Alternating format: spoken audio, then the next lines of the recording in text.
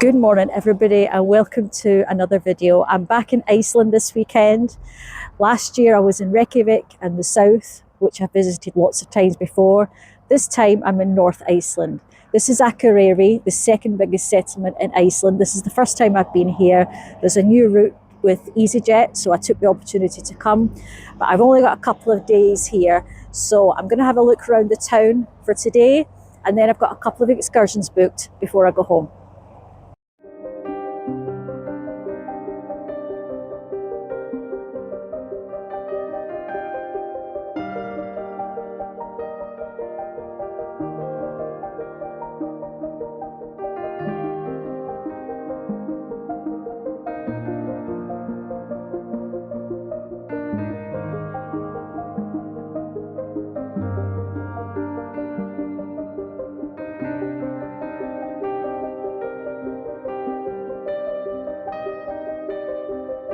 This church behind me is known as the symbol of Akureyri because you can see it from all over the town. I can't tell from here whether it's open or not, but I'm going to go up the steps and have a look.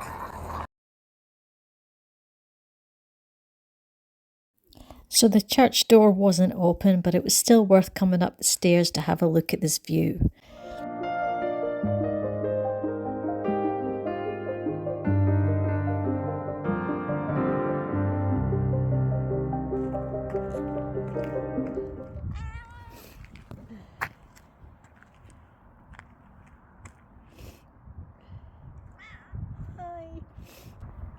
This yellow building here was the first hospital here. The building was built in 1835 and it was the first two-storey building in Akureyri, and around the 1870s it became a hospital. So here is the oldest house that's still standing today, built in 1795.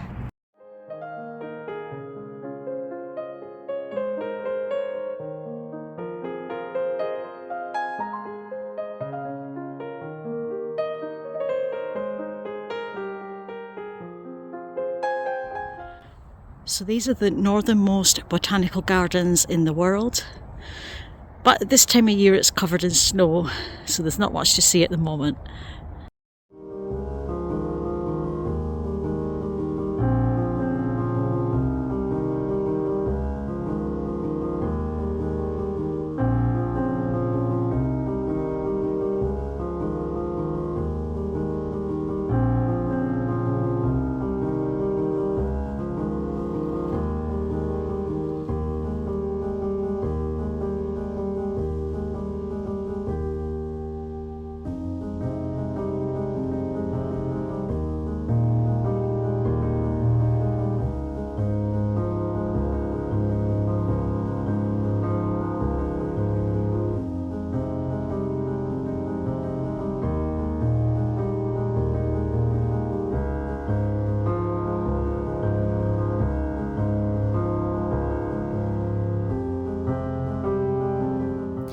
Nonni's house is a historic wooden building from about 1850. It's one of the oldest in Akureyri. It was the childhood home of Jon Sveinsson, an Icelandic writer who wrote children's books under the nickname Nonni. His books were published in many languages, and you can see some of these inside the house.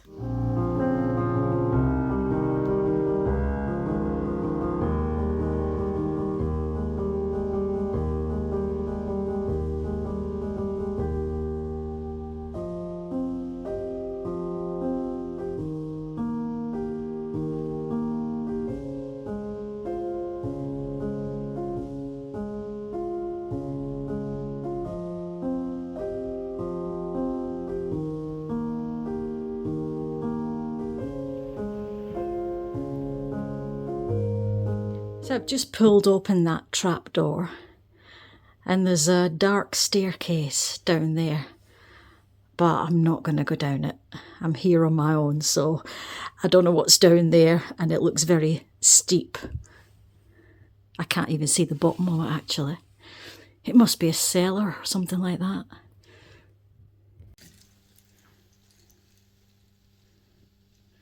These stairs going up to the bedroom look very steep as well, but I'll try and get up those.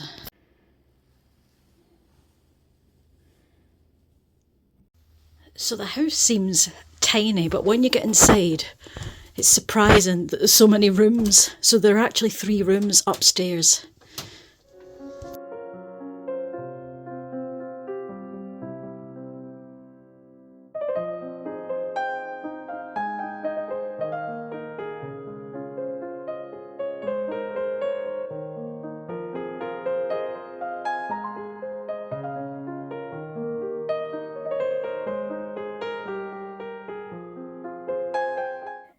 Just on the opposite side of this causeway is Forest Lagoon, which is a geothermal spa with warm mineral pools, a sauna, cold plunge and an on-site bistro. Also very close to the causeway is the airport runway. Akureyri has a very small airport and it's only 3 kilometres from the town centre with a direct bus service following flight landings. This building is known as the Hof, which is a cultural centre, and it can hold conferences. A popular excursion here is whale watching, and this is where the boats go from. This is next to the Hof building, the conference centre, and on the port. And this is an activity available at this time of year. I've already done it in Reykjavik, and that was in winter as well. But there are a lot of different outdoor activities in the area. Not all are available in winter though. I wanted to go horse riding, which is just on the outskirts of Akureyri, but they're closed in December and January. They're open again in February, so I might have booked February if I'd known that. So for those of you who know about horse riding, the Icelandic horses are unique because they have an extra gait, the tolt. So I've ridden Icelandic horses twice, once in Reykjavik and once in Shetland in Scotland. So it is an interesting experience if you get the chance to do it, if you're interested in horses, and you've got the spectacular scenery here as well.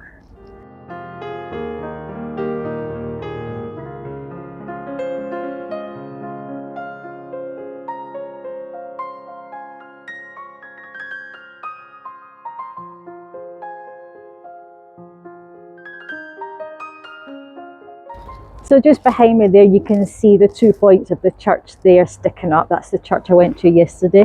Behind it is quite a large mountain and it's just tinged with pink. I'm not sure if you'll be able to see that on the video. The sunrise is over the other side and it's reflecting on this mountain. View from the town centre now, as you can see this big mountain here with the sunrise reflecting on it. The sun's almost up, so there's only a little bit of a pink tinge left. So Akureyri is a very small town. Certainly by UK standards it would be classed as a small town. There's only 20,000 people live here, so it is the biggest settlement outside of Reykjavik, but it is much smaller than Reykjavik. But one thing I've noticed is that there are hardly any tourists. I mean, from the UK the only direct flights we have are EasyJet from Manchester and London at the moment. Because it's such a small place, most people will come here to either do excursions or to hire a car and to visit different places in this region. There's a lot of nice places in nature to go here. In winter, obviously, between end of August and end of March, you've got Northern Lights excursions, but you've also got some outdoor activities that aren't available in winter. As I said before, with the horse riding. The zip line, for example, there's a zip line, it's just outside the centre. That doesn't open until springtime. So there are quite a few things that you won't be able to do in winter that you can do in summer. And when I say summer, I mean between April and October. So not necessarily the midsummer, just out of the winter season basically. And then from end of August, the Northern Lights excursions will start. So it kind of replaces the summer activities. So I've booked a trip to one of the waterfalls, and then later today I'm going to visit the Husky dogs. I did that in Tromsø in Norway last year and that was a lot of fun, so I'm doing it again here. You can do the sledding, but I think the snow has to be really deep. I'm not sure the snow would be deep enough at the moment. It's also very expensive. It was out of my budget. So I'm just doing the meet and greet with the Huskies today.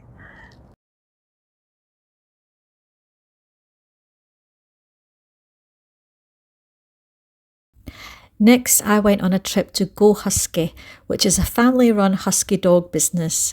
The drive here is only about 10 minutes from the centre of Akureyri, and for a small extra fee, you can arrange a pick-up and drop-off from your accommodation. Hello. At Go Husky, they own around 30 husky dogs who are really friendly. You can book either a petting session with the dogs, sledding or karting if there isn't enough snow for the sledding. They also offer hiking activities with the dogs in summer.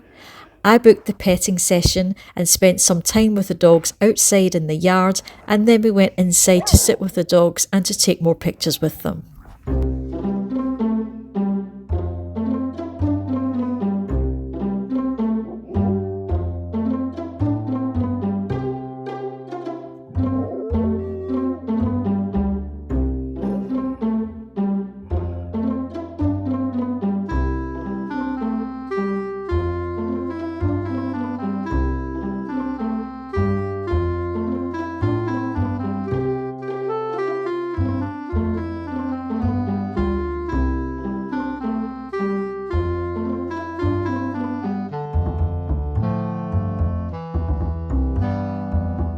When the dogs are brushed, the excess fur that comes off them is collected and put through this to straighten it out, and then they make yarn from it using the spinning wheel.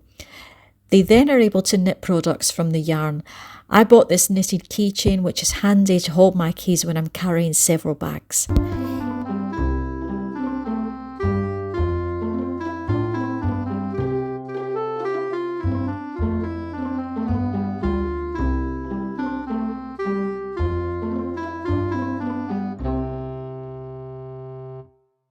So last night I managed to get on an excursion to go and see the Northern Lights. I was a little bit worried about the forecast because the aurora is quite low this week, which is a shame because last week it was really high and they could even see it in Cornwall last week. So I wasn't sure what to expect. The KP said 2. That is pretty low, but we're so far north that it's still possible to see it on a 2. It was partially cloudy, so there were breaks in the clouds, and then we saw the Northern Lights. Unfortunately, my phone isn't very good at photographing them. People with new iPhones were able to photograph them really well. I've got a Samsung and it's not a new one, so mine didn't photograph them very well, but I got a picture from the guide that he took on his phone of me stood in front of the lights, so that was good. And I got a few others that turned out, but most of them were quite blurry. So next time I come, I'll have to come with a better phone. It's not really possible to video them, I don't think. So I'm just going to put some pictures of what I got last night on the video.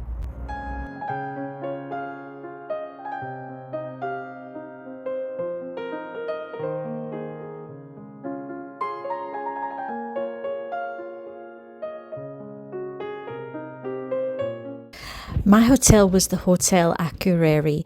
It's only 5 minutes walk from the town centre and they serve breakfast and evening meals. There's a cosy bar area with a pool table, a book corner and drinks served throughout the day.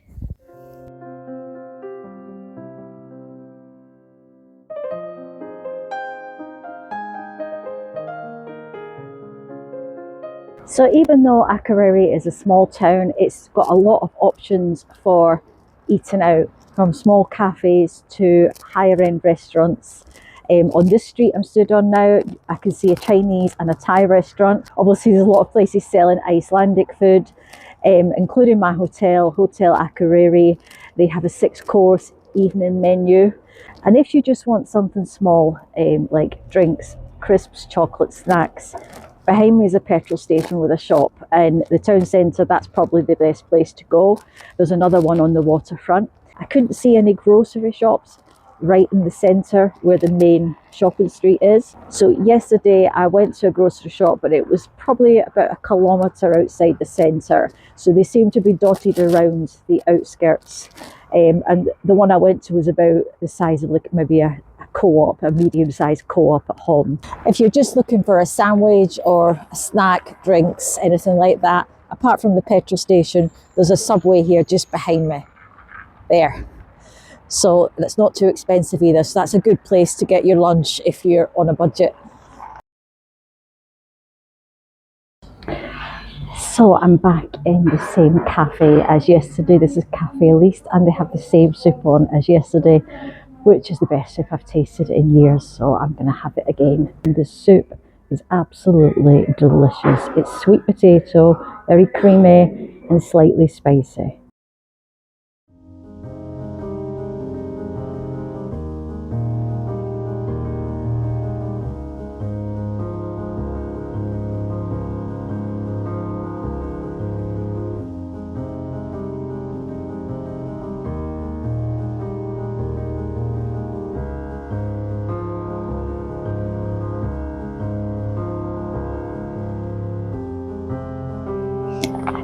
So I've just arrived at Godafoss, the big waterfall in this area. It only took about 45 minutes from Akureyri.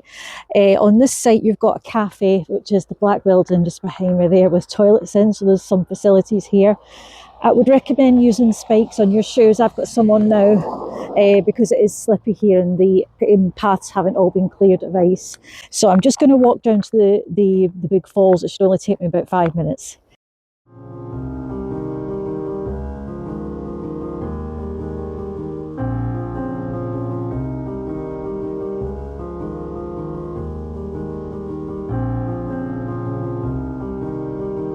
According to Icelandic history, around the year 1000 AD, Iceland's law speaker decided the country would convert to Christianity.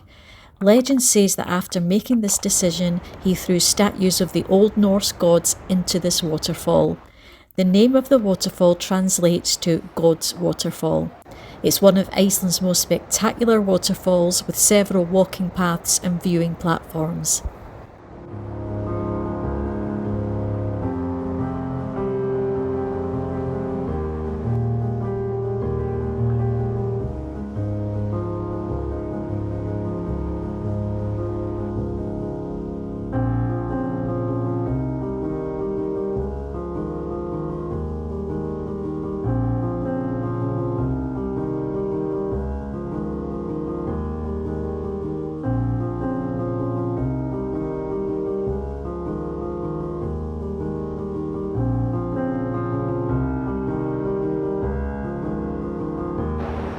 So I'm going to end my video here at the waterfalls. I hope you enjoyed coming on this trip with me to the north of Iceland.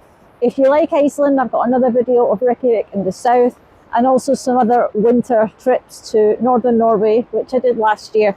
I'll link them all in the description below. Thanks again for watching, and I'll see you on the next video.